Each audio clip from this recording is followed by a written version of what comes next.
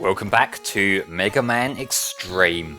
In this part we're going to start going after the Mavericks, and you may see Chill Penguin in this list here, but I am going after Storm Eagle first.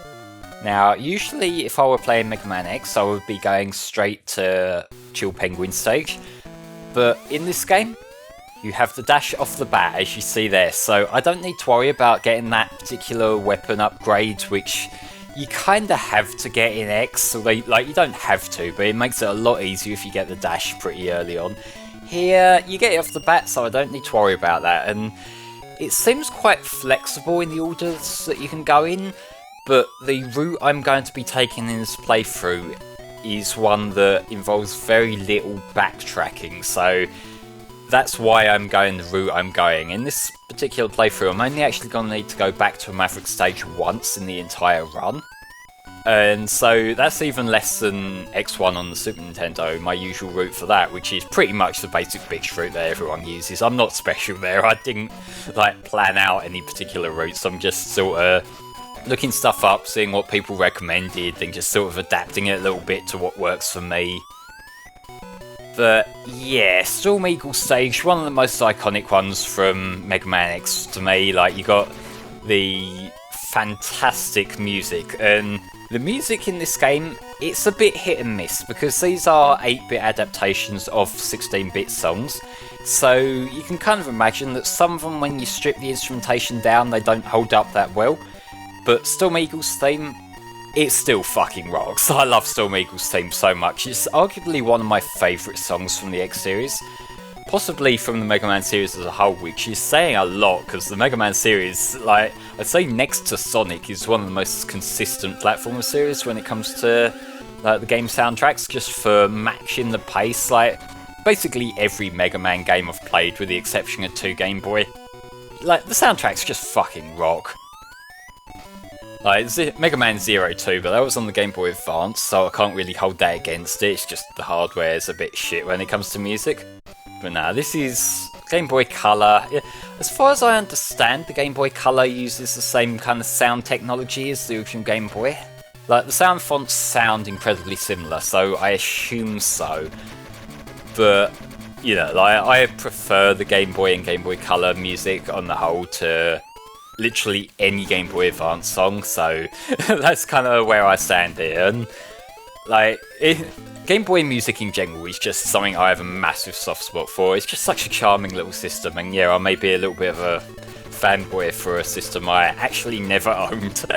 I never had an original Game Boy. I have a Game Boy Color and I have a Game Boy Advance, but I never actually had either a original brick Game Boy or one of the revisions like the Game Boy Pocket.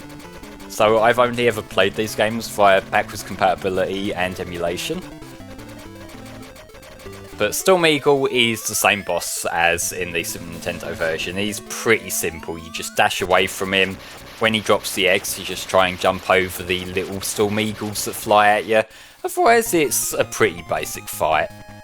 I will be going out my way to beat every one of these levels and bosses without taking damage, so maybe some of these sections may look easier in this run than when you fight them yourselves. I will say up front, this is from a lot of practice runs and a lot of resets, so if for some reason you're struggling with a boss that I make look easy, trust me, I suck shit at it as well. I just spent a lot of time in refining my run over and over and over. But here we have 2 new characters. We have Techno, as I mentioned, a character who looks sort of like MIDI, and we have this other guy, and I can't remember his name, but I'll look over at my notes here. His name is Gmail. There, I say that just as he comes on screen, so yeah, Gmail here. He's one of the new enemy characters. The characters in question are part of a group called the Shadow Hunters. So the Shadow Hunters, they're pretty much a duo of these other characters. There's Jamel and there's Zane. Zane again, just as he comes on screen as I look over at my notes. I'm not that great at this whole timing thing, I'm not sure if you noticed. But yeah, like, I'm just sort of going between the knowledge base and the video here, so if I get a little bit confused, you're gonna have to bear with me. I'm just trying not to get things wrong. I really don't want to be putting misinformation out there. But Jamil, I remember him for his little quirk of just saying k. Like, it's meant to be a kind of onomatopoeia for him laughing, as far as I can tell, but it just looks like he's saying the word kek over and over, which is very funny for me for all the wrong reasons. Up next is a Mega Man X2 boss. This is Flame Stag. So he's the second Maverick in the series to have the Flame name, just after Flame Mammoth. I think Flame Mammoth actually shows up in Xtreme 2, which is kind of cool. That means that they're pulling from X1, X2 and X3 in that game. I haven't played it, but given I enjoyed this particular game, I imagine I will get to it sooner or later. And it may end up being another game that gets covered on the channel, similar to how I did all the Game Boy Classic Mega Man games. But Flame Stag stage here, it's somewhat abridged from the original. Like, you can still go up to certain sections, but like, if you think in Mega Man X2's version of Flame Stag stage, right at the start, there's, I think it's a sub-tank that you have to get way high up. You have to stand on the little beetle thing when he first comes down and just let him take you back up. You don't have to do that here. They've moved some of the item locations around. So if you've memorised X1 and X2, this might be like learning to read again. I kinda had that feeling here. I had it way more with the PSP game Maverick Hunter X, so I will say, because that game really shifted everything around. X1 on the Super Nintendo, that game I've got basically memorised, but when you start shifting things around, it throws me off a bit. This fight here with Zane. This fight is actually completely optional. You can go a lower route in the stage and you don't fight this, and as far as I can tell, there's not actually any reason why you should or shouldn't fight it. It's just a completely optional fight. There's no like unlocks you might miss by fighting him here, and he'll show up again later on in the game, whatever. So, like, if you feel like doing an extra fight, you can come up on the high route in this little cave section and you bump into him. He is a fucking joke. I said I was sort of safe scumming for some of the bosses, but this guy, you just sort of slide under him, shoot him, slide under him, shoot him. It's only really when he does that spinning attack that he gets a little bit annoying. But that's more likely to be annoying because you have to wait a while to hit him than it is likely for him to actually hit you. So, you know, like, he's not trying here. He'll get buffed a little bit when you fight him again, but for this first boss, it seems like a bit of a practice boss for the later one, I guess. This section here is ripped directly from X2. I am noticing that a good handful of the stages, they seem to go quite a bit shorter than what I remember. Maybe that is just because they've sort of crunched them down to fit the smaller screen. Because that's one thing about the X2's level design in comparison to Classic's level design. Classic's level design was very much designed to be one screen at a time. So you would just clean out a room, go to the next room, like go up the ladder, go through a door, whatever. Whereas X, because they brought in the dash in X1, it seems like a lot of the platforming was designed more around jumping and dash jumping and being a lot more active, which when you've got a smaller screen to work with, you do have to sort of rearrange that a bit so it doesn't become a complete mess. And on the whole, I feel like they've done a pretty good job of that.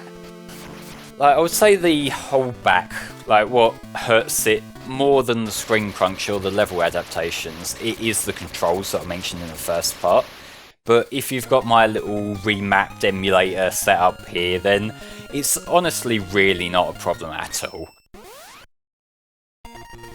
The level design in this game is consistently solid, and there might be like one or two annoying sections, particularly in the later stages, but For the Maverick stages, they're pretty good.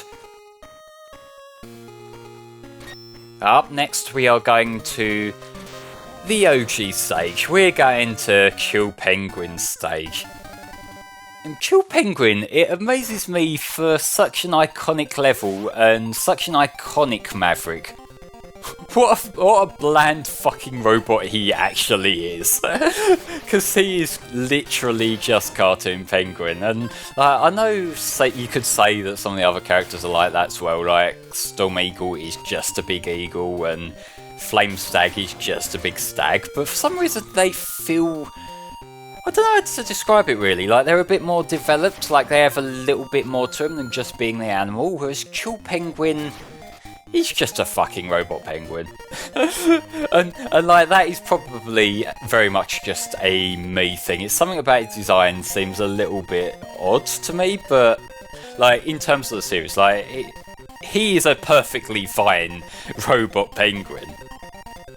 But compared to the robot eagle we got that looks a lot more threatening and whatnot, I don't know. Like derpy Mavericks are nothing new. Like, we're gonna be going to Spark Mandrill later, and he is also a derpy robot, so maybe I'm talking out my arse.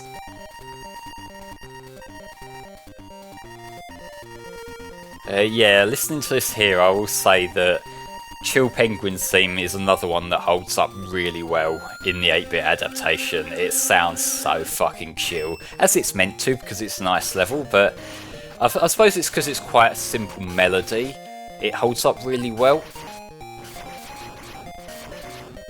Because I feel like that's the thing that defines a lot of classic game music.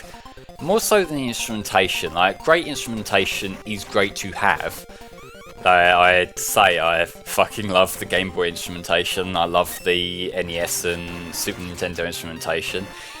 But, you know, when you've got such limited technical music stuff to work with, technical terms I know, like it's more important to just have a catchy hook in your melody, and that's what Mega Man music does really well. Even if you don't remember the particular use of instrumentation, you will remember the fucking melodies. You'll be humming this along to yourself later. But yeah, because this game is mashing up X1 and X2, some of the boss weaknesses have been changed, as you might expect. You saw me a little while ago just beat Flame Stag with Storm Eagle's weapon. Here I'm going to be using Flame Stag's weapon against Chill Penguin, which in the original game, in Mega Man X, his weakness was Flame Mammoth's weapon, so it's like the fitting counter. You know, like, fire weapon, and we also got the same use from a fire weapon that we did in the original game to get the heart tank as well. Because I haven't been pointing them out as we've been getting to them, but we have been picking up sub-tanks, we've been picking up heart tanks, we've been picking up Dr. Light upgrades. They ultimately function the same way they do in the 16-bit games. And given I am just showing off how to get them, I don't really feel like I need to draw attention to them whenever they're on screen. But if you are following this along, then what I'm doing is I'm showing off what I believe to be the quickest way to get all of the items. So if you want to find where all the items are, then you can follow this along as a walkthrough, so, you know, I'm actually useful here. Spark Mandrill stage, one difference you'll notice right away is that unlike in Mega Man X, this doesn't have the stage alterations here. So this means regardless of what Mavericks you've beaten already, there will be little balls of electricity running along the floor, so that's an extra hazard you have to look out for. I think it's Chill Penguin stage in the original game that you have to beat first to get rid of that, either that or possibly Storm Eagle. But either way, normally when I get to this point in Mega Man X1, I've already beaten whatever boss it is that you need to beat to get rid of that. So this is usually a lot easier for me in X1 than it is here. But as with X1, and also as with Maverick Hunter X, the Storm Tornado in these sections are your friend.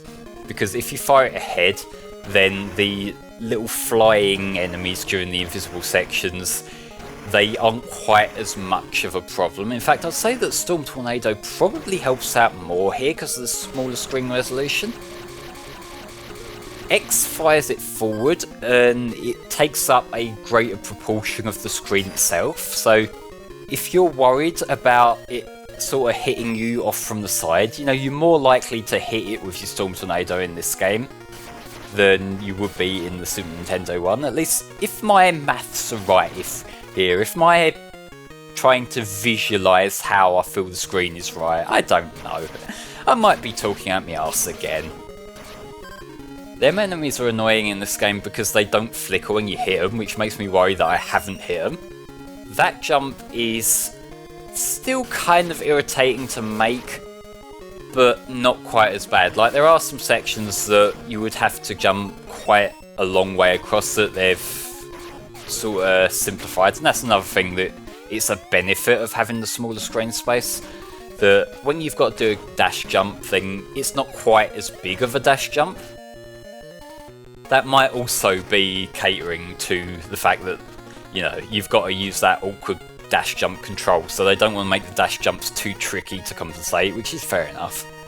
This particular light capsule is one that's very easy to miss, because the little headbutt section that you find it in, it's when the screen's most likely dark, so you can just dash past it without realising. We are getting the charge upgrade, which is kinda useful in this. I would say I remember getting more use out of it in X1 than I do here. But that's because in this game, I feel like a lot of the bosses have been made a fair bit easier, so I don't really need to charge as much. I'll occasionally be using it to show off different weapons, but it's not that important, all things considered.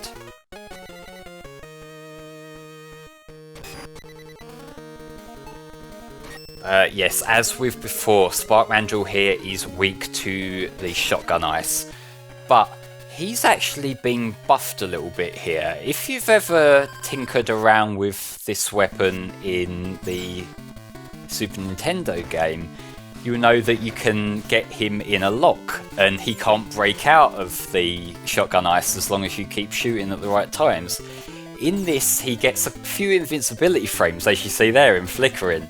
So while he is still a very easy boss, he's not a complete embarrassment joke boss like he was in X1. And he would be a complete joke in Maverick Hunter X on the PSP as well, so for some reason they buffed him a bit here and then nerfed him again in Maverick Hunter X. Like, maybe he doesn't do that in the hard mode in Maverick Hunter X. I only ever played it on normal because I'm kind of a pussy, so I might be wrong there. He might be harder in the hard mode, that would make sense. But now we've taken down the first 4 Mavericks here, and we're going to have a bit of a changing structure, because we're not going straight after the next Mavericks just yet. In the next part, join me for the Sigma stages. I'll explain more then. See you next part.